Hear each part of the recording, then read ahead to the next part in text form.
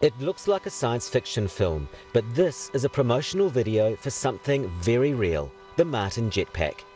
Able to reach heights of almost 250 metres and travel at over 70 kilometres per hour, this is a new age for the jetpack. And for its creator, it's the result of decades of work, sparked by his favourite childhood TV shows. I discovered the Bell rocket belt, which is the famous one that wasn't lost in space. Great device, but it could only fly for 26 seconds and you needed to weigh 65 kilos or less to fly it. And I'm 100, so that wasn't going to work for me. So began his hobby as a student, developing in a garage, years of mathematical calculations, prototypes and strategy. So I've done a lot of reading on inventors, where they'd been correct and where they've been wrong, discovered most of them failed on the business side of things. So I got a job in the pharmaceutical industry and sales and marketing. By 1998, I had a prototype that was powerful enough to get a lightweight pilot off the ground.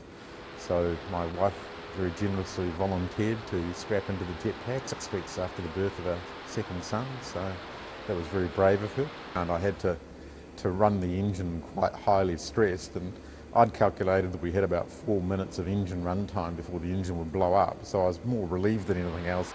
This video attracted investors, his hobby finally a job.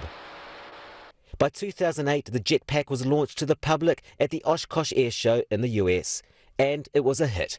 Crowd control was needed, the video was seen all around the world, Neil Armstrong sent his congratulations, even the Pentagon came knocking.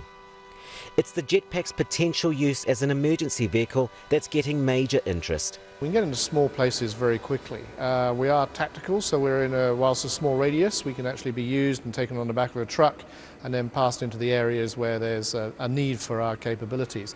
A microlight license is needed to fly the pack, which can be fueled to stay airborne for 30 minutes. It can also be flown remotely. In 5 to 10 years' time, we wouldn't be surprised if you see the jetpacks flying around on a daily basis.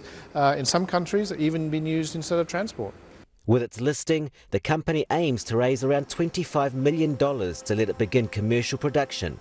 For now, the jetpacks come in at around $200,000, but the company says that in 3 years, it hopes to release a cheaper model for recreation. Mauricio Olmedo Perez, BBC News, Christchurch, New Zealand.